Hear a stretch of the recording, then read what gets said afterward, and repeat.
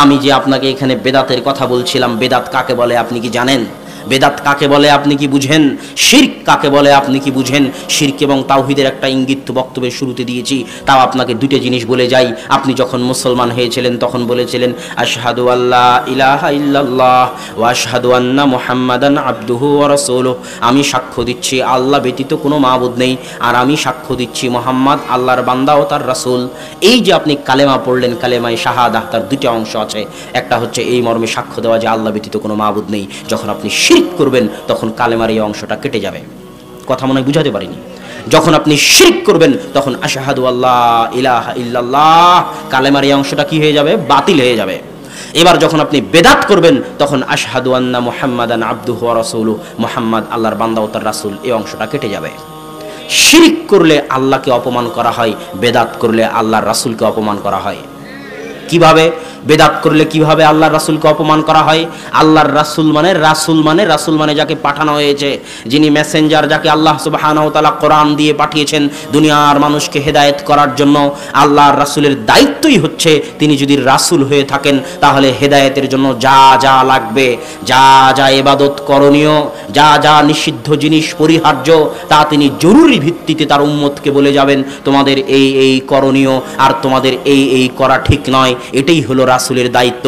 তিনি তার 23 বছরের জীবনে এই দায়িত্ব পালন করেছেন কিনা, না দায়িত্ব পালনে খেয়ানত করেছেন নাউজুবিল্লাহ, সেটা তিনি বিদায় হজ্জের মাঠে সাহাবীদের নিকট থেকে স্বীকৃতি আদায় করে নিয়েছেন যে আল্লাহুম্মা শাহাদ, আল্লাহুম্মা শাহাদ, আল্লাহুম্মা শাহাদ, হে আমার সাহাবীরা সাক্ষী থাকো, আল্লাহ তুমি সাক্ষী থাকো। আমার সাহাবীরা বলেছে আমি আমার রিসালাতের দায়িত্ব, তুমি যেটা দিয়েছিলে সেই দায়িত্ব আমি পরিপূর্ণরূপে পালন করেছি।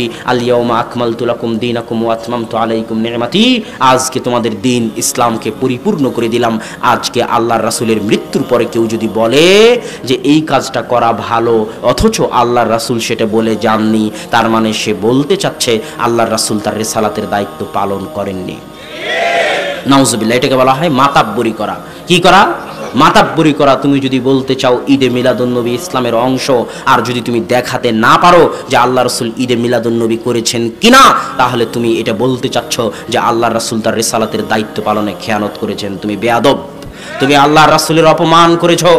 তুমি তো তোমার শেখ সাদির বানানো দরুদ পড়েও আল্লাহর রাসূলের অপমান করেছো।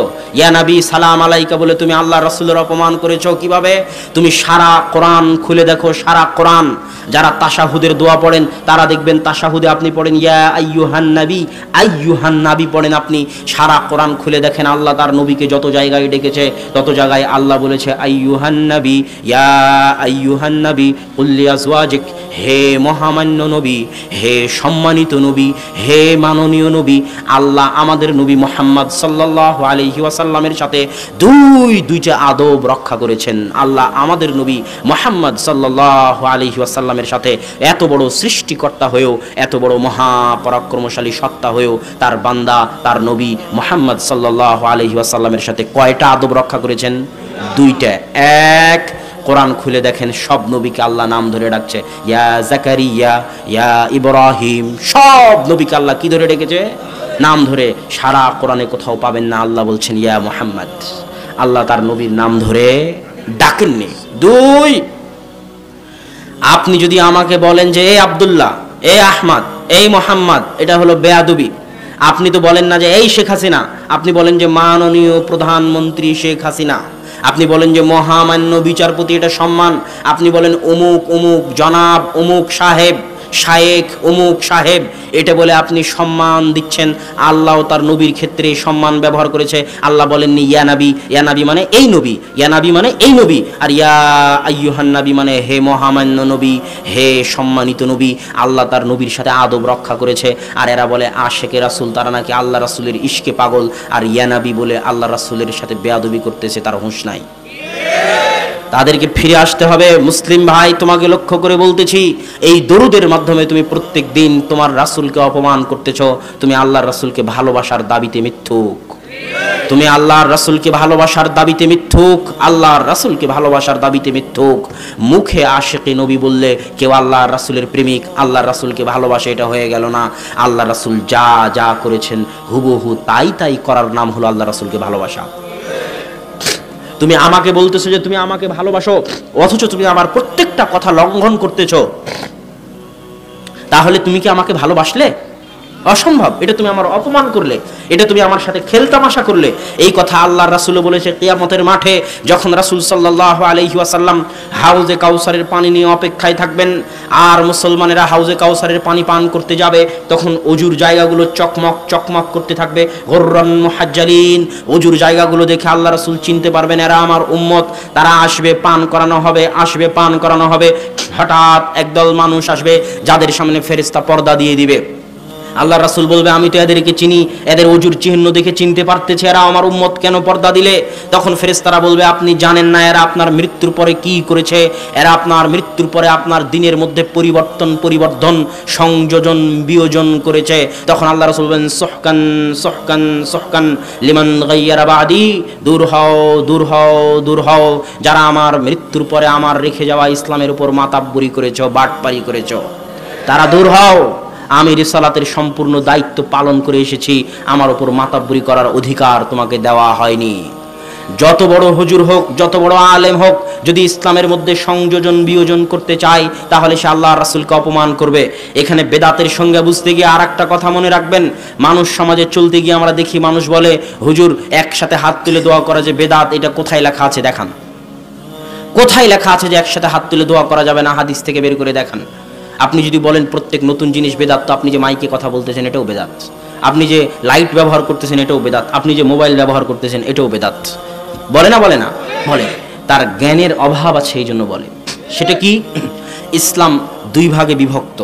এক, মানুষের ইবাদতগত জীবন, সালাত, সিয়াম, হজ, যাকাত, তাসবিহ, তাহলিল, জিকির, আজগার, এগুলো হচ্ছে মানুষের ইবাদত।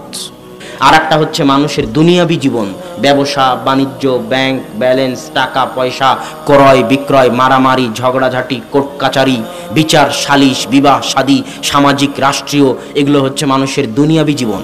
ইসলামে এই দুই নিয়মের জন্য দুই আলাদা আলাদা হুকুম। আপনি যদি আমাকে বলেন যে আব্দুল্লাহ ভাই একসাথে হাত তুলে দোয়া করা কি হালাল না হারাম, তাহলে প্রশ্নটা ভুল হবে। আপনাকে বলতে হবে একসাথে হাত তুলে দোয়া করা কি সুন্নাত না বেদাত। আপনি যদি আমাকে জিজ্ঞেস করেন আব্দুল্লাহ ভাই মদ সুন্নাত না বেদাত, মদ খাওয়া, তাহলে প্রশ্ন বহুল হবে। আপনাকে জিজ্ঞেস করতে হবে মদ খাওয়া হালাল না হারাম। তথা হালাল হারাম এই হুকুমটা সম্পৃক্ত মানুষের দুনিয়ার সাথে। কিসের সাথে?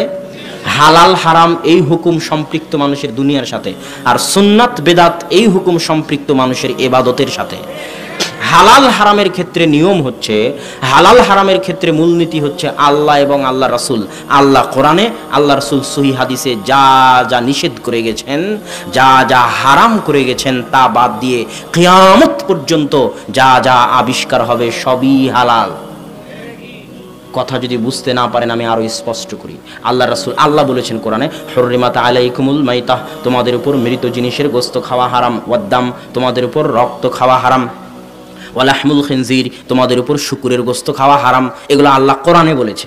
আল্লাহ রাসূল বলতেছে প্রত্যেক যে প্রাণীর থাবা আছে ওই প্রাণীর গোশত খাওয়া হারাম। জি মিখলাবিন, প্রত্যেক যে প্রাণীর থাবা আছে, যেমন ঈগলের থাবা আছে, যার থাবা আছে তার গোশত খাওয়া হারাম। দিনাবিন, যার শিকারি দাঁত আছে, মানুষের যেমন দুই দিকে উঁচা শিকারি দাঁত, এরকম প্রত্যেক যে প্রাণীর শিকারি দাঁত আছে তার গোশত খাওয়া হারাম। আল্লাহ রাসূল বলতেছে, আল্লাহ রাসূল বলতেছেন যারা অপবিত্র জিনিস খায়, দাজ্জালা, যারা অপবিত্র জিনিস খায়, এমন এমন মুরগি যে মানুষের গু খেয়ে মানুষ হয়, ওই রকম মুরগির গোশত খাওয়া হারাম। আল্লাহ রাসূল বলে গেছে যারা অপবিত্র জিনিস খেয়ে যে শরীর বড় হয়েছে, গঠিত হয়েছে, ওই রকম প্রাণীর গোশত খাওয়া হারাম। যারা হিংস্র প্রাণী তাদের গোশত খাওয়া হারাম। এভাবে আল্লাহ রাসূল বলে গেলেন। আল্লাহ এবং আল্লাহ রাসূল যা যা নিষেধ করেছেন তা আমার সামনে এখন উপস্থিত। এখন এই কয়টা বাদে কিয়ামত পর্যন্ত যত খাবার আবিষ্কার হবে, আল্লাহ রাসূলের যুগে হায়দ্রাবাদি বিরিয়ানি ছিল? আল্লাহ রাসূলের যুগে বিফ বার্গার, চিকেন বার্গার ছিল? ছিল না। কথা মনে হয় আমি বুঝাতে পারি। তো আল্লাহ রাসূল যা যা হারাম করে গেছেন তা বাদে কিয়ামত পর্যন্ত যত খাবার আবিষ্কার হবে, যার মধ্যে শুকরের গোশত থাকবে না, যার মধ্যে মৃত জিনিস থাকবে না, রক্ত থাকবে না, যার মধ্যে হিংস্র প্রাণীর গোশত থাকবে না, থাবাওয়ালা প্রাণীর গোশত থাকবে না, শিকারী দাঁতওয়ালা প্রাণীর গোশত থাকবে না, অবৈধ জিনিস থেকে গঠিত প্রাণীর গোশত থাকবে না, এরকম যত খাবার পৃথিবীতে আসবে, যত খাবার এলাকা ভেদে, সব খাবার কি হবে? হালাল। কথা কি এবার বুঝতে পারছেন? আল্লাহ সুবহানাহু ওয়া তাআলা ওয়াহিল্লা লাকুম, তোমাদের জন্য হালাল করে দিয়েছি ক্রয় বিক্রয়, আর তোমাদের জন্য হারাম করে দিয়েছি সুদ। ক্রয় বিক্রয়ের মধ্যে আল্লাহ এবং আল্লাহ রাসূল অনেক কিছুকে হারাম করেছেন, অনেক কিছুকে হারাম করেছেন। ওই হারামগুলো বাদে কিয়ামত পর্যন্ত যত ব্যবসা আবিষ্কার হবে, এই যে মোবাইলের ব্যবসা, মোবাইলে কথা বলা, ফ্ল্যাক্সি লোড, ইন্টারনেট, এই যে ব্যবসা আল্লাহ রাসূলের যুগে ছিল? মোবাইল ক্রয় বিক্রয়ের ব্যবসা আল্লাহ রাসূলের যুগে ছিল না। কিন্তু আল্লাহ রাসূল যা যা নিষেধ করে গেছেন তা বাদে যত ব্যবসা পৃথিবীতে আবিষ্কার হবে সব ব্যবসা কি হবে? হালাল হবে। আর যা নিষেধ করে গেছেন তা ঢুকতে থাকবে। কিছু উসুল, কিছু মূলনীতি আছে যা সব জায়গায় প্রযোজ্য, সব জায়গায় ঢুকবে। প্রত্যেক যে জিনিস মানুষের মাথায় মাদকতা আনে তা খাওয়া হারাম, তার অল্প খাওয়া হারাম। কিয়ামত পর্যন্ত যা যা মানুষের মধ্যে মাদকতা আনবে তা হারাম, আর যা যা মাদকতা আনবে না তা যত নতুনই হোক না কেন সেটা কি? হালাল। এবার আসি ইবাদতের ক্ষেত্রে সুন্নাত বেদাত। ইবাদতের ক্ষেত্রে তার পূর্ণ উল্টা। ইবাদতের ক্ষেত্রে আল্লাহ এবং আল্লাহ রাসূল কোরআন এবং সহিহ হাদিসে যা বলে গেছেন তার বাইরে একটা চুলো যদি কেউ বাড়াতে চায়, 32 হাত পাগড়িওয়ালা হোক, আব্দুল কাদের জিলানী হোক, বিশাল বড় ইমাম হোক, সারা পৃথিবীর সব ইমাম, সব শায়েখ, সব মৌলবি একত্রিত হয়ে যদি বলে যে জুমার সালাত 2 রাকাত নয় 3 রাকাত করতে হবে, কেননা সালাত পড়া ভালো কাজ। জুমার সালাত 2 রাকাত নয় 4 রাকাত করতে হবে, কেননা সালাত পড়া ভালো কাজ। সারা পৃথিবীর সব ইমাম, সব মৌলবি, সব হুজুর একত্রিত হয়ে যদি বলে, তবুও সেটা বেদাত হবে।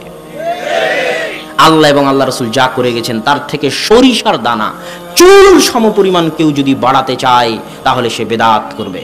একটা জিনিস মনে রাখবেন, পাক ভারত বাংলাদেশে সবচেয়ে ভ্রান্ত যে জিনিসটা মানুষ ছড়ায় সেটা হচ্ছে, এতই যখন আপনারা বেদাত করেন তাহলে মানুষ আমল করবে কি? সবই তো আপনারা বেদাত করে দিয়েছেন। বলে না? আল্লাহ সুবহানাহু ওয়া তাআলা কোরআনে বলতেছেন, লিয়াবলুয়াকুম আইয়ুকুম আহসানু আমালা। আল্লাহ মানুষ জিন সৃষ্টি করেছে, জীবন মৃত্যু সৃষ্টি করেছে এটা দেখার জন্য কে তোমাদের মধ্যে উত্তম আমল করে, এটা আমি দেখতে চাই। আপনি সারা কোরআন খুঁজেন, যত বড় হুজুর হোক তত বড় হুজুরকে বলেন, যত বড় পীর হোক তত বড় পীরকে বলেন যে ভাই সারা কোরআন খুঁজে একবার একটু দেখান তো যে আল্লাহ বলেছেন আমি দেখতে চাই কে তোমাদের মধ্যে বেশি আমল করে। কথা মনে হয় বুঝাতে পারিনি। সারা কোরআন খুঁজলে কোথাও পাবেন না যে আল্লাহ বলছে আমি দেখতে চাই তোমাদের মধ্যে কে অধিক আমল করে, পাবেন না। এটা আপনার কাছে আশ্চর্য মনে হলো, এটাই সত্য। কি করবে? এটা সত্য যে সারা পৃথিবীর সব হুজুরকে খুঁজতে লাগান কোরআন আর হাদিস, কোথায় আল্লাহ বলেছে যে আমি দেখতে চাই কে তোমাদের মধ্যে অধিক আমল করে। সারা কোরআন খুঁজেন, আল্লাহ বলবেন খালি মান্না আমিলা আমালান সালেহ, কে তোমাদের মধ্যে উত্তম আমল করে, কে তোমাদের মধ্যে সৎ আমল করে। কোরআন শুধু সৎ আমল আর উত্তম আমলে ভর্তি হয়ে আছে, কোথাও আল্লাহ বলেনি কে অধিক আমল করে। কেননা 1000 রাকাতও যদি হুজুর সালাত আদায় করে 20 রাকাত দূরে থাকে, আরে বেটা তুই 1000 রাকাত তারাবির সালাত আদায় করো সারা রাত্রে, কিন্তু 1000 রাকাত তারাবিতে যদি ইখলাস না থাকে, আল্লাহর রাসূলের সুন্নাত না থাকে, তাহলে 1000 রাকাত সালাত উপকার করা তো দূরের কথা, জাহান্নামে নিয়ে চলে যাবে। এই জিনিসটা কিন্তু মানুষ বুঝে না, যে আপনি ইবাদত করলেন, একসাথে হাত তুলে দোয়া করলেন, তো এটা তো আপনার কোনো কাজে আসলো না, উল্টা আবার এটা কোথায় নিয়ে চলে যাবে? আপনাকে জাহান্নামে নিয়ে চলে যাবে। এটা মানুষকে বুঝতে হবে। অধিক আমল আমাদের উদ্দেশ্য নয়, আমাদের উদ্দেশ্য হচ্ছে 1 রাকাতও যদি আদায় করো, ওই 1 রাকাত আল্লাহর সন্তুষ্টির জন্য করো, আল্লাহর রাসূলের সুন্নাত অনুযায়ী করো, তাহলে ওই 1 রাকাত সালাতই তোমাকে জান্নাতে নিয়ে চলে যাবে। একটা সিজদা যদি সঠিকভাবে হয় আল্লাহর সন্তুষ্টির উদ্দেশ্যে ইখলাসের সাথে এবং আল্লাহ রাসূলের সুন্নাত অনুযায়ী, তাহলে একটা সিজদা আপনাকে জান্নাতে নিয়ে চলে যাবে। আপনাকে বেদাত বুঝাতে গিয়ে আর একটা ঘটনা বলি। ইমাম মালিক রাহিমাহুল্লাহর দরবারে, ইমাম মালিককে চিনেন, তাকে বলা হয় মদিনার ইমাম, ইমাম দারিল হিজরা। ইমাম মালিক রাহিমাহুল্লাহর দরবারে একজন মানুষ এসে বলতেছে, ইমাম মালিক উরিদু আন উহরিমা মিন কবরি রাসূলিল্লাহ। এটা হচ্ছে মক্কা, এই মক্কায় চারিদিকে আল্লাহর রাসূল মিকাত নির্ধারণ করেছেন ইহরামের কাপড় বাঁধার জন্য। বাংলাদেশ পাকিস্তানিরা যেই দিক থেকে যায় সেই ইহরামের জায়গা হচ্ছে ইয়ালামলাম, আর মদিনাবাসীরা যেই দিক থেকে যায় সেই ইহরামের জায়গার নাম হচ্ছে যুল হুলাইফা। মদিনা থেকে 10 কিলোমিটার 15 কিলোমিটার দক্ষিণে। ওই ব্যক্তি মসজিদে নববীতে এসে মনোযোগ দিয়ে শুনবেন, খুব মনোযোগ, সব কথা ভুলে গেলে বক্তব্যের এই কথা ভুলে যাবেন না। ওই ব্যক্তি ইমাম মালিককে এসে বলতেছে, ইমাম মালিক আপনি তো অনেক বড় ইমাম, আপনার নামে পৃথিবীতে মাযহাব আছে মালিকি মাযহাব। আপনাকে জিজ্ঞেস করি, আল্লাহর রাসূল তো নির্ধারণ করে দিয়েছেন যে মদিনাবাসী ইহরাম বাঁধবে যুল হুলাইফা থেকে, কিন্তু আমি ইহরাম বাঁধতে চাই আল্লাহর রাসূলের মসজিদ, যে মসজিদে সালাত আদায় করার গুরুত্ব এবং ফজিলত অনেক বেশি। পৃথিবীর শ্রেষ্ঠ 3টা মসজিদের একটা মসজিদ মসজিদে নববী, আমি আল্লাহর রাসূলের এই শ্রেষ্ঠ মসজিদ থেকে আল্লাহর রাসূলের কবরের পাশ থেকে ইহরাম বাঁধতে চাই। কত ভালো কথা, তাই না? কত সুন্দর কথা যে আল্লাহ রাসূলের মসজিদ থেকে ইহরাম বাঁধতে চাই। এর মধ্যে আবার সমস্যা হতে পারে, আল্লাহ রাসূলের কবরের পাশ থেকে ইহরাম বাঁধতে চাই, কত ভালো কথা। তখন ইমাম মালিক বলতেছে, আরাকাং তাকাফিল ফিতনাহ, আমি তোমাকে ফিতনায় পতিত হতে দেখতেছি। তখন এই ব্যক্তি বলতেছে, আইয়ু ফিতনাতিন হাযিহি ইল্লা আন আজিদা মিয়ালান। ইমাম মালিক, এটা মসজিদে নববী, এটা জুল হুলাইফা, আর এটা হলো মক্কা। আমি যদি জুল হুলাইফা পার হয়ে চলে যেতাম তাহলে না হয় ফিতনা হলো বুঝলাম। আমি তো জুল হুলাইফা পার হইনি, জুল হুলাইফার আগেই ইহরাম বাঁধতেছি, তাও আবার আল্লাহ রাসূলের মসজিদে ইহরাম বাঁধতেছি, আল্লাহ রাসূলের কবরের পাশে ইহরাম বাঁধতেছি, তারপরেও ফিতনা হয় কেমনে? এবার ইমাম মালিকের এই কথাটা মনে রাখবেন মরা পর্যন্ত। ইমাম মালিক বলতেছে, আইয়ু ফিতনাতিন আ'যামু মিন হাদিহি, আইয়ু ফিতনাতিন আ'যামু মিন হাদিহি সাবাকতা ইলা ফাজিলাতিন কাসারা আনহা রাসূলুল্লাহ সাল্লাল্লাহু আলাইহি ওয়াসাল্লাম। হে আল্লাহর বান্দা, হে আল্লাহর বান্দারা, এর চেয়ে বড় ফিতনা পৃথিবীতে আর কি হতে পারে? এর চেয়ে বড় ফিতনা পৃথিবীতে আর কি হতে পারে? এর চেয়ে বড় ফিতনা পৃথিবীতে আর কি হতে পারে? তুমি এমন কাজ করতে যাচ্ছ, এমন ফজিলতের পিছনে তুমি ছুটতেছ, যেই ফজিলত, যে আমল আসমানের নিচে জমিনের উপরে সবচেয়ে তাকওয়াবান, সবচেয়ে পরহেজগার ব্যক্তি মুহাম্মদ সাল্লাল্লাহু আলাইহি ওয়াসাল্লাম করেননি, তুমি তাকে উপেক্ষা করে তিনি যা করেননি তার চাইতে বেশি নিজেকে পরহেজগার দেখাতে চাও, তার চাইতে নিজেকে বেশি তাকওয়াবান দেখাতে চাও, এর চেয়ে বড় ফিতনা পৃথিবীতে আর হতে পারে না, অসম্ভব, হতে পারে না। এটাই হলো বেদাতের সঙ্গে। আপনার কাজ যত ভালোই হোক, আপনার কাজ যত সুন্দরী হোক, আপনার ইবাদত যত রাকাতি হোক, আপনার হুজুর যত লম্বাওয়ালা পাগড়িওয়ালা হোক, যত জুব্বাওয়ালা হোক, যত বড় হোক, যত সুন্দর কাজ হোক, ওই কাজ যদি আমার নবী মুহাম্মদ সাল্লাল্লাহু আলাইহি ওয়াসাল্লাম না করে থাকেন তাহলে ওই কাজকে পা দিয়ে পিষে দিতে হবে। এটাই হলো ঈমানের দাবি, এটাই হলো রাসূল সাল্লাল্লাহু আলাইহি ওয়াসাল্লামকে রাসূল হিসেবে স্বীকৃতি দেওয়ার দাবি। আল্লাহ রাসূলের বাড়িতে তিনজন ব্যক্তি এসে বলতেছে, আল্লাহ রাসূলের ইবাদত শোনালেন। কি কি ইবাদত? তো আল্লাহ রাসূল কি করেন? ইয়াসুম ওয়া ইফতার, সিয়াম রাখেন, সিয়াম ভঙ্গ করেন। আল্লাহ রাসূল ইয়াতাজাওয়াজ, বিবাহ করেছেন। আল্লাহ রাসূল ইয়াকুম ওয়া ইয়ানাম, আল্লাহ রাসূল রাতে তাহাজ্জুদের সালাত আদায় করেন, আবার রাতে ঘুমান। তখন এই তিনজন ব্যক্তি তাকাল্লুহা, আল্লাহ রাসূলের ইবাদতকে কম মনে করলো। তারা বলল, আল্লাহ রাসূলের গুফিরা মা তাকাদ্দামা মা তাআখার, আল্লাহ রাসূলের আগের পরের সব গুনাহ ক্ষমা করে দেওয়া হয়েছে। এত অল্প ইবাদতে আল্লাহ রাসূলের চলবে, আমাদের চলবে না। একজন বলল, আসুম ওয়ালা উফতির আবাদা, আমি আজীবন সিয়াম রাখবো, একদিনও সিয়াম রাখবো না, একদিনও সিয়াম ভাঙবো না। আরেকজন বলল, লা তাজাওয়াজু আবাদা, আমি জীবনে কোনোদিন বিবাহ করব না। আরেকজন বলল, আকুমুল লাইলা কামিলান, আমি সারা রাত তাহাজ্জুদের সালাত আদায় করব। ওয়ালা আনাম, রাত্রে আমি ঘুমাবো না। এই বলে তিনজন ফেরত চলে গেল। আল্লাহ রাসূল বাড়িতে এসে তাদের কথা শুনে তাদেরকে খুঁজে বের করলেন। খুঁজে বের করে বলেন, আকুল তুম কাদা ওয়া কাদা, তোমরাই কি তারা যারা এই কথা বলেছো? তোমরাই কি তারা যারা এই কথা বলেছো? তো বলে, হ্যাঁ আমরাই তারা। তো জেনে রাখো, ওয়াল্লাহি, তোমরা জেনে রাখো, আল্লাহর কসম, ওয়াল্লাহি, আল্লাহর কসম, ওয়াল্লাহি, আল্লাহর কসম, লা ইন্নী আতকাকুম ওয়া আখশাকুম লিল্লাহ, আমি মুহাম্মদ আসমানের নিচে জমিনের উপরে সবচেয়ে বেশি আল্লাহকে ভয় করি, সবচেয়ে বেশি তাকওয়াবান, সবচেয়ে বেশি পরহেজগার আসমানের নিচে জমিনের উপরে আমি মুহাম্মদ সাল্লাল্লাহু আলাইহি ওয়াসাল্লাম। আমি সিয়াম পালন করি, সিয়াম ভাঙ্গি, আমি রাতে ইবাদত করি, রাতে ঘুমাই, আমি বিবাহ করেছি, আমার ছেলে মেয়ে আছে। মান রাগিবা আন সুন্নতি ফালাইসা মিন্নি, যে আমার এই সুন্নাত থেকে মুখ ফিরিয়ে নিল, মাতাব্বরি করবে, দেখাতে চাইবে যে আমার চেয়ে বেশি তাকওয়াবান, দেখাতে চাইবে যে আমি আল্লাহর রাসূল আমার রিসালাতের জিম্মেদারি পালন করিনি, খেয়ানত করে গেছি। এই সমস্ত বেয়াদবেরা, এই সমস্ত বাটপারেরা, এই সমস্ত মাতাব্বরেরা, যত বড় জ্ঞানী হোক না কেন, যত বড় আলিমী হোক না কেন, যত বড় হুজুরি হোক না কেন, লাইসা মিন্নি, এরা আমার উম্মতের অন্তর্ভুক্ত নয়। এটাই হলো, এখান থেকে বেদাত স্পষ্ট। এখন আপনি যদি একসাথে হাত তুলে দোয়া করতে চান, ঈদে মিলাদুন নবী পালন করতে চান, শবে বরাত করতে চান, যা ইচ্ছা করতে চান, আগে আপনাকে দেখাতে হবে আল্লাহর রাসূল করেছেন কিনা। যদি দেখাতে না পারেন, কিয়ামত হয়ে গেলেও আপনি ইবাদত করতে পাবেন না। করলে এই ইবাদত জান্নাতে নিয়ে যাওয়া তো দূরের কথা, এই ইবাদত আপনাকে কিয়ামতের মাঠে জাহান্নামে নিয়ে যাবে। অতএব সম্মানিত উপস্থিতি, শিরক এবং বেদাতের এই সংক্ষিপ্ত পরিচয় আপনাদের সামনে পেশ করার পর বলতে চাই যে আপনারা শিরক থেকে বাঁচুন। বাড়িতে যত শিরক আছে, যত পুতুল আছে, বিদেশ থেকে কিনে নিয়ে আসা পুতুল হোক, ছেলে মেয়ের গায়ের জামার কার্টুন হোক, গেঞ্জির কার্টুন হোক, পায়জামা প্যান্ট শার্টের কার্টুন হোক, বাড়িতে বিভিন্ন রকমের ছবি হোক, মূর্তি হোক, ছেলে মেয়ের খেলনা ছবি হোক, খেলনা মূর্তি হোক, নেতা নেত্রীর মূর্তি হোক, ছবি হোক, পিতা মাতার মূর্তি হোক, ছবি হোক, বাড়িতে যত শিরকের সানাঞ্জামাদি আছে, আজকেই তওবা করে শিরক থেকে মুক্ত হন। এই সমস্ত ছবি মূর্তিকে ভেঙে খান খান করে রাস্তায় ডাস্টবিনে ফেলে দিন। এটাই আপনার ঈমানের পরিচয়। যদি বাপকে ভালোবাসতে চান, আপনি যদি পিতাকে ভালোবাসতে চান, আপনার পিতার যেটা কাজে লাগবে সেটা করুন। আপনি যদি পিতাকে ভালোবাসতে চান, আপনার পিতার যেটা কাজে লাগবে সেটা করুন।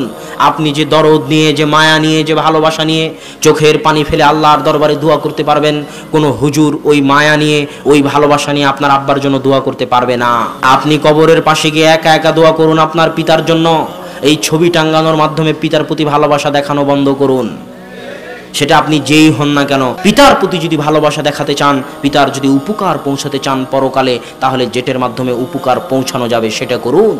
আর যেটার মাধ্যমে উপকার তো দূরে থাক, বরং ক্ষতি হতে পারে আপনার ইহকালের পরকালের, আপনার পিতার পরকালের, সেই কাজ থেকে বেঁচে থাকুন। যদি বেঁচে না থাকেন তাহলে আপনি আপনার পিতার সবচেয়ে বড় বেয়াদব। আপনার পিতার সাথে সবচেয়ে বড় বেয়াদবি আপনিই করেছেন। আমরা তো কমসে কম তাই মনে করব, আমরা তাই মনে করব। কেউ যদি আমার পিতার ছবি টাঙিয়ে রাখে আমার সামনে, তাহলে আমি মনে করব সে আমার পিতার সাথে বেয়াদবি করতেছে। কেউ যদি আমার পিতার 40 কুলখানি করাতে চায়, তাহলে আমি মনে করব সে আমার পিতার সাথে বেয়াদবি করতেছে। কথা মনে হয় আমি বুঝাতে পারিনি। সাধারণ মানুষেরও বোঝা উচিত যে আপনি যদি সত্যিই আপনার পিতাকে ভালোবাসতে চান, তাহলে আগে ইসলামের দৃষ্টিতে যেই কাজগুলো করলে আপনি আসলে পিতাকে ভালোবাসা তো দূরে থাক, বরং পিতার সাথে বেয়াদবি করতেছেন, এই কাজগুলো বন্ধ করুন। সম্মানিত উপস্থিতি, অতএব শিরক থেকে তওবা করে ফিরে আসতে হবে। এই দেশের ঘরে ঘরে শিরক আছে, বাড়িতে বাড়িতে শিরক আছে, মনে মনে অন্তরে অন্তরে শিরক আছে। এই যে যত নারী পুরুষ আছে, কত নারী পুরুষের যে গলায় তাবিজ আছে, আজকে উপস্থিত মহিলারা, তাদের অন্তরে কত যে কুসংস্কার আছে আল্লাহ জানে। অত কুসংস্কারের কথা আমাদেরও জানা নেই। তারা এখনো তাওহীদপন্থী মুমিন হতে পারেনি। তাদেরকে এই কুসংস্কার থেকে, এই তাবিজ কবজ থেকে ফিরে এসে একমাত্র আল্লাহর উপর বিশ্বাস করতে হবে। ইন্নাল্লাহা আলা কুল্লি শাইইন কাদির, আল্লাহই হচ্ছেন সকল কিছুর উপর ক্ষমতাবান। ফাআলুল লিমা ইউরিদ, আল্লাহ যা ইচ্ছা তাই করতে পারেন, আল্লাহ যা ইচ্ছা তাই করতে পারেন। আল্লাহই হচ্ছেন সকল কিছুর উপর ক্ষমতাবান। অতএব যার যা চাওয়ার, যার যা বলার, যার যা পাওয়ার, তা আল্লাহকে বলুক, আল্লাহর নিকটে চাক। আল্লাহ বলছেন, ইয়া ইবাদি, হে আমার বান্দারা জেনে রাখো, হে আমার বান্দারা জেনে রাখো, যদি তোমরা আমার কোনো ক্ষতি করতে চাও, আমার কোনো ক্ষতি করতে পারবে না। যদি তোমরা আমার কোনো উপকার করতে চাও, লান তাবলুগু নাফঈ, তোমরা আমার কোনো উপকার করতে পারবে না। ইয়া ইবাদি, হে আমার বান্দারা জেনে রাখো, লাওয়ান্না আউওয়ালাকুম ওয়া আখিরাকুম ওয়া ইনসাকুম জিন্নাকুম, হে আমার বান্দারা জেনে রাখো, তোমাদের প্রথম আদম থেকে নিয়ে কিয়ামত পর্যন্ত পৃথিবীতে যত মানুষ এসেছে, যত জিন এসেছে, সবাই যদি, পৃথিবীতে যত মানুষ এসেছে, যত জিন এসেছে, সবাই যদি লাউকানু আলা আতকা রাজুলিম মিনকুম, সবাই যদি সবচেয়ে পরহেজগার হয়ে যায়, পৃথিবীর আদম থেকে নিয়ে কিয়ামত পর্যন্ত সব মানুষ যদি জমা হয়, আর ফাসআলুনি মাসআলাতাহুম, সবাই যার যা চাওয়ার আছে তাই চায়। কার 100 কোটি টাকা চাওয়ার আছে আমার নিকটে চাইলো, কার 100 বিঘা জমির দরকার আছে আমার নিকটে চাইলো, কার 100 তলা বাড়ির দরকার আছে আমার নিকটে চাইলো। আমি আল্লাহ একই সাথে একই মুহূর্তে আদম থেকে নিয়ে কিয়ামত পর্যন্ত হাজারো লক্ষ কোটি মানুষ, হাজারো লক্ষ কোটি জিনের চাহিদা চাওয়া একই সাথে একই মাঠে একই মুহূর্তে যদি পূরণ করে দেই, মা নাকাসা মিম্মা ইনদি, তাহলে আমি আল্লাহ আমার নিকটে যে ধনভাণ্ডার আছে তা থেকে ততটুকুও কমবে না। একটা সুই যদি সমুদ্রে ডুবানো হয়, সমুদ্রে ডুবানোর পর সমুদ্র থেকে সুই উঠিয়ে নিলে সুইয়ের সাথে লেগে থাকা পানির কারণে সমুদ্রের পানিতে যতটুকু না কমতি সৃষ্টি হয়, এত মানুষের সবার চাওয়া একবারে এক মুহূর্তে পূরণ করে দিলে আমি আল্লাহ আমার ধনভাণ্ডার থেকে অতটুকুও কমতি সৃষ্টি হবে না। আল্লাহু আকবার। সম্মানিত উপস্থিতি, অতএব আপনাদের যারা যা চাওয়ার আল্লাহ সুবহানাহু ওয়া তাআলার নিকটে চান। শিরক থেকে বেঁচে থাকুন, বেদাত থেকে বেঁচে থাকুন। শিরক করলে আপনার অতীতের সকল গুনাহ, সকল নেকি নষ্ট হয়ে যাবে। লাইন আশরাকতা লা ইয়াহবাতান্না আমালুক, শিরক যদি করেন আপনার অতীতের সকল নেকি নষ্ট হয়ে যাবে। আর বেদাত যদি করেন, যতদিন তওবা করবেন না ততদিন আপনার কোনো ইবাদত কবুল হবে না। বেদাত যদি করেন, যতদিন তওবা করবেন না ততদিন আপনার কোনো ইবাদত কবুল হবে না। আল্লাহ আমাদেরকে শিরক এবং বেদাত থেকে বেঁচে থাকার তৌফিক দান করুক, আল্লাহুম্মা আমিন। তারপরের জরুরি আলোচনা হচ্ছে সালাত। সালাত পৃথিবীতে এমন এক গুরুত্বপূর্ণ ইবাদত, সালাত পৃথিবীতে এমন এক গুরুত্বপূর্ণ ইবাদত যে রাসূল সাল্লাল্লাহু আলাইহি ওয়াসাল্লাম বলছেন, আসসালাত, সালাত হচ্ছে মুমিন এবং কাফেরের মাঝে পার্থক্য সৃষ্টিকারী। যে সালাত আদায় করে সে মুমিন, যে সালাত আদায় করে না সে কাফের। সালাত আদায়ের যেটা সবচেয়ে বড় রহস্য, সালাত আদায়ের যেটা সবচেয়ে বড় রহস্য, সালাত আদায়ের যেটা সবচেয়ে বড় রহস্য, সেটা হচ্ছে আল্লাহর রাসূল সালাত আদায় করতেছেন। সালাত আদায় করতে করতে আল্লাহ রাসূলের পা ফুলে গেছে। তখন সাহাবীরা আল্লাহ রাসূলকে জিজ্ঞেস করতেছে, আল্লাহ রাসূল, আপনার তো আগের পরের সব গুনাহ ক্ষমা করে দেওয়া হয়েছে, আপনি কেন এত সালাত আদায় করতেছেন? আল্লাহ রাসূল বলতেছেন, আফালা কুনু আবদান শাকুরা, আমি কি আল্লাহর শুকরিয়া আদায়কারী বান্দা হব না? আমি কি আল্লাহর শুকরগুজার বান্দা হব না? আল্লাহ পৃথিবীতে দাউদ এবং সুলাইমানকে যত টাকা দিয়েছিলেন, যত ধন দৌলত দিয়েছিলেন, দাউদ আর সুলাইমানকে যত ক্ষমতা দিয়েছিলেন, যত দাপট দিয়েছিলেন, পৃথিবীতে আর কাউকে, তাদের আগে তাদের পরে আর কাউকে অত টাকা পয়সা, অত ধন দৌলত, অত ক্ষমতা, অত দাপট, অত রাজত্ব দান করেননি। আল্লাহ তাদেরকে যত বাড়িয়ে দিয়েছে তারা তত শুকরিয়া আদায় করেছে। দাউদ একদিন সিয়াম রাখতেন, একদিন সিয়াম ভাঙতেন, জবুর তেলাওয়াত করতেন, আল্লাহর ইবাদতে রাত কাটিয়ে দিতেন। আল্লাহ তাদেরকে যত ধন দৌলত দিয়েছে, যত টাকা পয়সা দিয়েছে, তারা আল্লাহর তত শুকরিয়া আদায় করেছে। আমি এবং আপনি কেন সালাত আদায় করব? সালাত এই জন্য আদায় করব যে আল্লাহর রাসূল আল্লাহর শুকরিয়া আদায় করতে চায়, দাউদ সুলাইমান আল্লাহর শুকরিয়া আদায় করতে চায়। আমরা যদি সালাত আদায় না করি তাহলে আমরা নিমক হারাম হয়ে যাব। নিমক হারাম বুঝেন? যার খায় তার গুণ গায় না তাকে বলা হয় নিমক হারাম। যার খায় তার গুণ গায় না তাকে বলা হয় নিমক হারাম। আপনি আল্লাহর কত নিয়ামত ভোগ করতেছেন। আল্লাহ বলছেন, তাউদ্দু নি'মাতাল্লাহ, তোমরা যদি আল্লাহর নিয়ামত গণতে চাও তো গুণে শেষ করতে পারবে না। আমি আল্লাহর একটা নিয়ামত আপনাকে দেখাই, একটা আল্লাহর একটা নিয়ামত আপনাকে দেখাই। এই যে মোবাইলগুলো আছে, এই মোবাইলগুলোর ক্যামেরার মেগাপিক্সেল আছে, এই ক্যামেরাগুলোরও মেগাপিক্সেল আছে, 8 মেগাপিক্সেল, 16 মেগাপিক্সেল। পৃথিবীতে এখন পর্যন্ত এমন কোনো ক্যামেরা আবিষ্কার হয়নি যেই ক্যামেরা আসমানের সৌন্দর্যকে তুলে ধরতে পারে।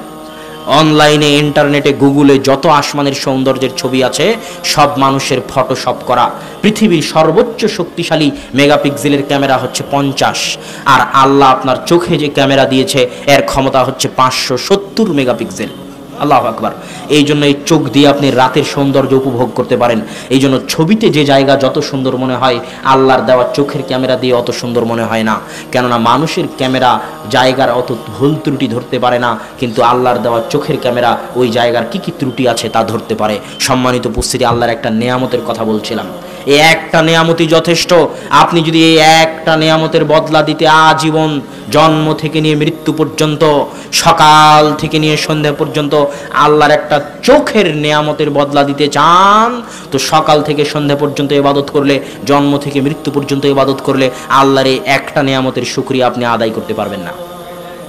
এই জন্য আল্লাহ আপনাকে পৃথিবীতে পাঠিয়েছেনি, ওমা খালাকতুল জিন্না ওয়াল ইনসা ইল্লা লিয়াবুদুন। আল্লাহ আপনাকে পৃথিবীতে পাঠিয়েছেনি সকাল থেকে সন্ধ্যা পর্যন্ত আল্লাহর ইবাদত করার জন্য, জন্ম থেকে মৃত্যু পর্যন্ত আল্লাহর ইবাদত করার জন্য। চাকরি বাকরি যেগুলো করতেছেন, টাকা পয়সা যেগুলো করতেছেন, এগুলো বেঁচে থাকা লাগবে তাই, না খেলে মারা যাবেন তাই, না চাকরি করলে টাকা আসবে না, টাকা না আসলে খেতে পাবেন না তাই। এগুলো আপনার মূল কাজ নয়, এগুলো বেঁচে থাকা লাগে তাই। আপনার মূল কাজ হচ্ছে সকাল সন্ধ্যা আল্লাহর ইবাদত করা। আল্লাহ জানে আমার বান্দা সকাল সন্ধ্যা ইবাদত করতে পারবে না, 24 ঘন্টা ইবাদত করতে পারবে না, জন্ম থেকে মৃত্যু পর্যন্ত ইবাদত করতে পারবে না। এই জন্য আল্লাহ বলেছে, দুনিয়ার মানুষ সকাল থেকে সন্ধ্যা পর্যন্ত 24 ঘন্টা ইবাদত যদি করতে না পারো, জন্ম থেকে মৃত্যু পর্যন্ত ইবাদত যদি করতে না পারো, তাহলে কমসে কম যে কোনো মূল্যে, অন্তত পক্ষে কমসে কম যে কোনো মূল্যে, অন্তত পক্ষে কমসে কম যে কোনো মূল্যে, অন্তত পক্ষে দিনে রাতে 24 ঘন্টায় 5 বার আমি আল্লাহ আমাকে স্মরণ করিও। আকিমিস সালাত লিযিকরি, কমসে কম 5 বার সালাত আদায় করিও আমি আল্লাহ আমাকে স্মরণ করার জন্য। আপনি যদি 5 বার সালাত আদায় না করেন তাহলে আপনার খাওয়া হারাম, আপনার দুনিয়াতে বেঁচে থাকা হারাম, আল্লাহর অক্সিজেন ভক্ষণ করা হারাম। কোন লজ্জায়, কোন লজ্জায় আপনি আল্লাহর অক্সিজেন নিচ্ছেন? কোন লজ্জায় আপনি আল্লাহর জমিনে বসে আছেন? কোন লজ্জায় আপনি আল্লাহর দেওয়া রিজিক খাচ্ছেন, অথচ দিনে 5 বার আপনি আল্লাহকে স্মরণ করেননি? কথা মনে হয় বুঝাতে পারিনি আমি আবারও বলি, যদি আপনার লজ্জা থাকে, হায়া থাকে, শরম থাকে, তাহলে আল্লাহর নেয়ামত ভোগ করতেছেন, তার বদলা হিসেবে অন্তত পক্ষে দিনে রাতে 5 বার আল্লাহর ইবাদত করতে হবে, আল্লাহকে স্মরণ করতে হবে। যদি দিনে রাতে 5 বার আল্লাহর ইবাদত না করেন তাহলে আপনার খাওয়াও হারাম, পড়াও হারাম, থাকাও হারাম, চলাও হারাম। এগুলো একটা জিনিস ভোগ করার আপনি অধিকার রাখেন না। অক্সিজেন, আল্লাহর দেওয়া অক্সিজেন ভোগ করার অধিকার রাখেন না, আল্লাহর জমিনের ফল খাওয়ার অধিকার রাখেন না, আল্লাহর সূর্য ভোগ করার অধিকার রাখেন না, আল্লাহর জীবন ভোগ করার অধিকার রাখেন না, আল্লাহর চোখ ব্যবহার করার অধিকার রাখেন না। এগুলো হালাল করতে চাইলে দিনে রাতে কমসে কম 5 বার আল্লাহর ইবাদত করতে হবে। সালাত এমন এক ইবাদত, সালাত এমন এক ইবাদত, সালাত এমন এক ইবাদত যার বদল চলে না। সিয়াম আদায় করতে না পারলে সিয়ামের বদল চলে, অনেক বদল আছে। তুমি সিয়ামের ফিদিয়া দিয়ে দাও, তোমার বদলে আর একজন সিয়াম থেকে নিক, সিয়ামের ফিদিয়া দিয়ে দাও, সিয়াম পরে কাজা করে নিও, হজের বদল চলে। কিন্তু সালাত এমন এক ইবাদত, সালাতের বদল চলে না, সালাতের কোনো উমরি কাজাও নাই, সালাতের কোনো কাফফারাও নাই, সালাতের কোনো ফিদিয়াও নাই। আপনি এক ওয়াক্ত সালাত আদায় করলেন না তো 20 টাকা কাফফারা দিবেন, এটা নাই। আপনি ওয়াদা করেছেন, ওয়াদা করে ওয়াদা ভঙ্গ করেছেন, কাফফারা আছে, 3 দিন সিয়াম রাখেন। ইসলামে প্রত্যেক গুনাহের, প্রায় গুনাহের কাফফারা আছে, কিন্তু সালাত এমন এক ইবাদত যেটা যদি আপনি পরিত্যাগ করেন তো ওর ফিদিয়াও নাই, ওর কাফফারাও নাই, ওর উমরি কাজাও নাই, কিছু নাই, ওর বদলও নাই। সালাত আপনাকেই আদায় করতে হবে। যদি আপনার প্যান্টে পেশাব লেগে থাকে আর অন্য কোনো প্যান্ট না থাকে তো প্যান্টে লেগে থাকা পেশাব সহ সালাত আদায় করতে হবে। যদি কোনো কাপড়ই না থাকে তো উলঙ্গ অবস্থায় সালাত আদায় করতে হবে। যদি কিবলাও না থাকে তাহলে বিনা কিবলায় সালাত আদায় করতে হবে। যদি জায়গা পবিত্র না থাকে তাহলে অপবিত্র জায়গাতেই সালাত আদায় করতে হবে। কিন্তু অন্তত পক্ষে দিনে রাতে 5 বার আল্লাহকে স্মরণ করতেই হবে। আপনি যদি দিনে রাতে 5 বার আপনার প্রতিপালক আল্লাহকে স্মরণ না করেন তাহলে দুনিয়াতে আপনার বেঁচে থাকার অধিকার নাই। সরকার চাইলে আপনাকে হত্যা করতে পারে। অতএব সম্মানিত উপস্থিতি, আপনি সব ছেড়ে দিলেও সালাতের এই ইবাদতকে ছাড়িয়েন না। কিয়ামতের মাঠে 2টে বিচার হবে। বিচারের কিন্তু 2টা ধরন আছে, একটা হচ্ছে হিসাব আর একটা হচ্ছে কাজা।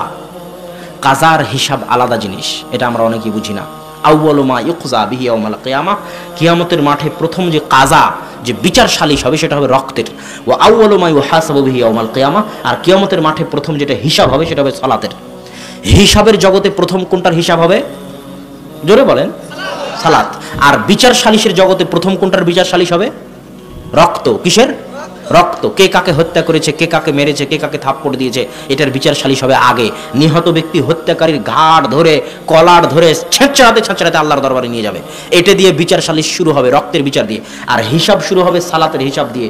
ইবাদতের হিসাব শুরু হবে, কত ইবাদত, কত নেকি, কত সাদকা, কত জিকির আজকার, কত সালাত, কত সিয়াম, কত সালাম, কত দোয়া, সব শুরু হবে সালাত দিয়ে। সালাত ঠিক আছে, পরের গুলো দেখো। সালাত ঠিক নাই, ওর সিয়ামেরও কোনো দরকার নাই, ওর জিকির আজকারেরও দরকার নাই, ওর সাদাকারও দরকার নাই। ইবাদতের জগতে যা কিছু করেছে সালাত নাই, বাকি সব বাদ। মনে হয় বুঝাতে পারিনি। এটা হলো সালাতের গুরুত্ব। অতএব আমাদেরকে যে কোনো মূল্যে যদি আমরা পরকালে বাঁচতে চাই তাহলে আমাদেরকে সালাত আদায় করতেই হবে, সালাত আদায় করতেই হবে। আল্লাহ সুবহানাহু ওয়া তাআলা আমাদেরকে 5 ওয়াক্ত সালাত আদায় করার তৌফিক দান করুক। আল্লাহুম্মা আমিন, আল্লাহুম্মা আমিন। হে আল্লাহ, তুমি আমাদের সবাইকে 5 বার দিনে রাতে কমসে কম তোমাকে স্মরণ করার তৌফিক দান করো। আল্লাহুম্মা আমিন। আল্লাহ সুবহানাহু ওয়া তাআলা আমাদের এই দোয়া কবুল করে নিক। আল্লাহুম্মা আমিন। বক্তব্যের শেষে এসে নারী পুরুষ যুবক যুবতীদের উদ্দেশ্যে 2টি কথা বলে বক্তব্য শেষ করে দেওয়ার চেষ্টা করব ইনশাআল্লাহ।